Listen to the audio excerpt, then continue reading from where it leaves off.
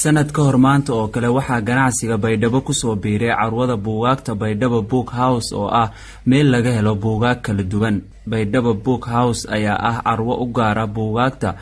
waxaana ganacsiga baydhabo kusoo kordhiyey maxamed isaaq cabdi saacid oo ah nin dhalinyaro ah oo wax kusoo bartay dalka dibadiisa.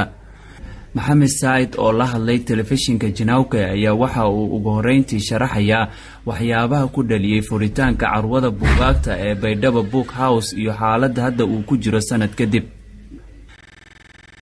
kora idan ma sanadeen yani kanaalka Janawka TV oo hata akziyaadi magaalada baydhabo idan ma sanadeen waraysiga iyo waqtigiisa siidan tan kale markin guduba maktabada kulay markaan ma shaqeeyay muddo dhan hal sano kaamil ah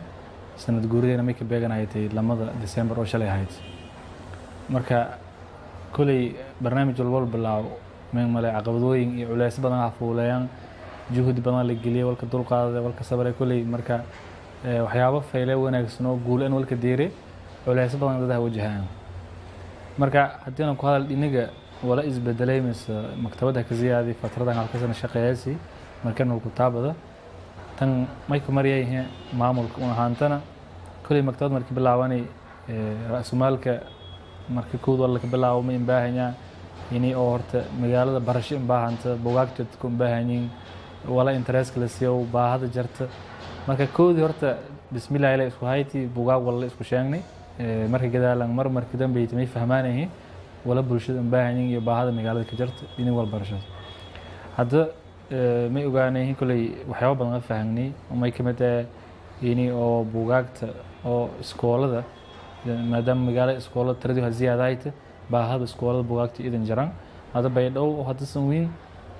buugaag oo iskool dhan meel ka gaday rasmiyan sida maktabad la imaleeyo intuu iskoolada magaalada ka jaran marka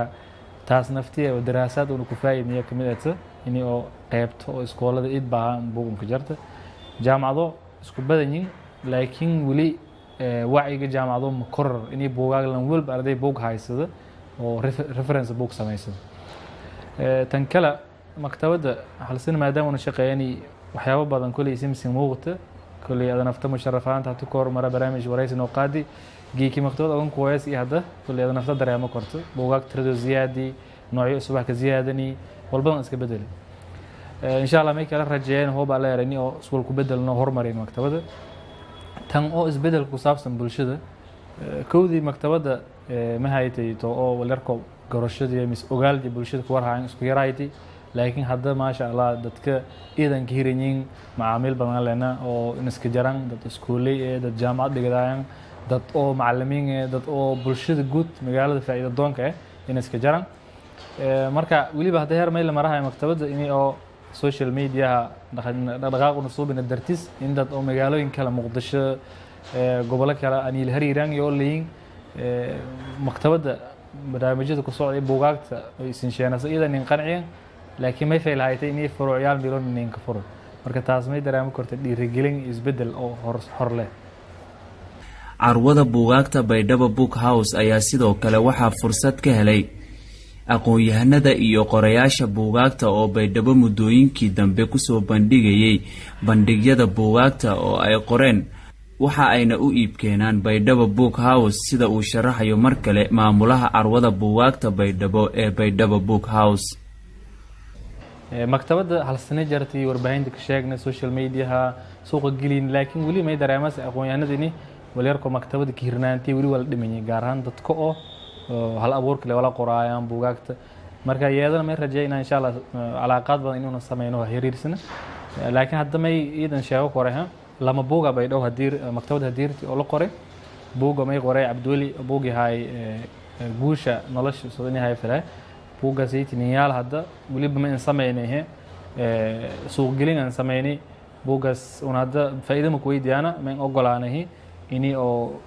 daabacada kood isu lahaa inuu maktabada la dhigay beesan ku qaadna faa'iidadiisa qaad buug shay suuq gelina buuga lamaad kala jira oo taariikhda baydhabo lagu qoray af Arabi ah oo Suudaan lagu sheegay yarko wadaaykeen Abdul Fattah Abdulaziz Laraw oo injineer ah hata jaamacad Suudaan ka dhigado marka may rajaynaa qorayaal kalena maktabada inay ka hirmaan insha Allah. waa carwadii saddexaad oo buugaag lagu iibiyo oo ku taala magaalada Baydhabo waxaana muddooyinkii u dambeeyay Baydhabo ku soo badanayay dhalinyarada wax ku barata gudaha dalka kuwaasi oo bandhigyo buugaag ku soo bandhigayay magaalada Baydhabo.